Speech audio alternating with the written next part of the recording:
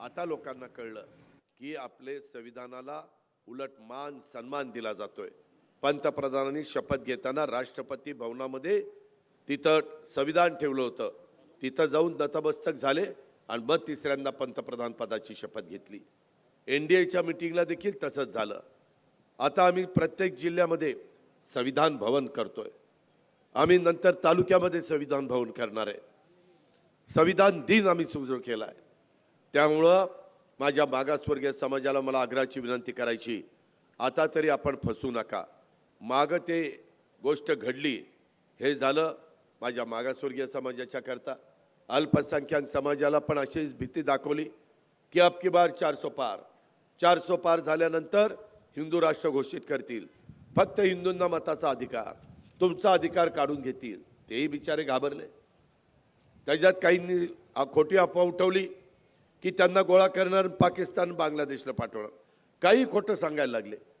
पण त्या लोकांना खरं वाटलं, तोही समाज आपल्यापासून दुरावला।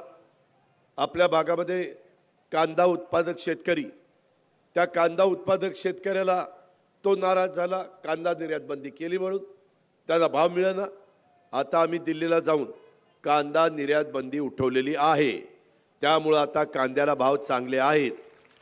हे आम्ही केलेलं आहे, कारण आम्ही पण शेतकरी आहेत, तुम्ही पण शेतकरी, शेतकरी आपली जात आहे, दुसरा विचार आपण करत नाही। हे कांद्याच्या निर्यातीची बंदी उठवली। आता केंद्र सरकारला आमचा सोयाबीन आणि कापूस याचा दर कमी आहे। उसाला म्हणले आम्ही MSP वाढवतो, आचारसंहिता संपल्यानंतर केंद्र सरकार त्याबद्दलचा निर्णय घेणार आहे।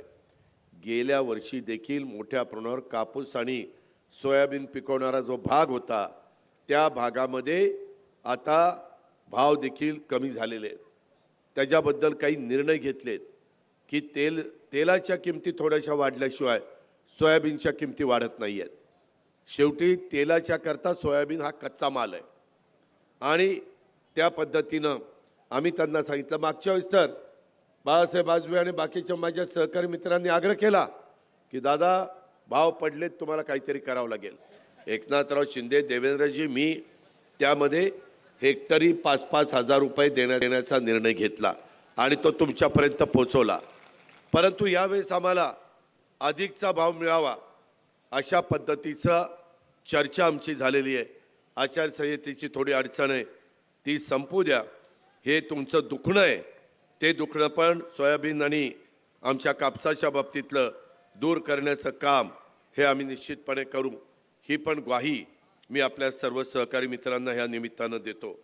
एकंदरीतच काम करत असताना मला सांगायचं, इथं मायमाऊली आल्यात।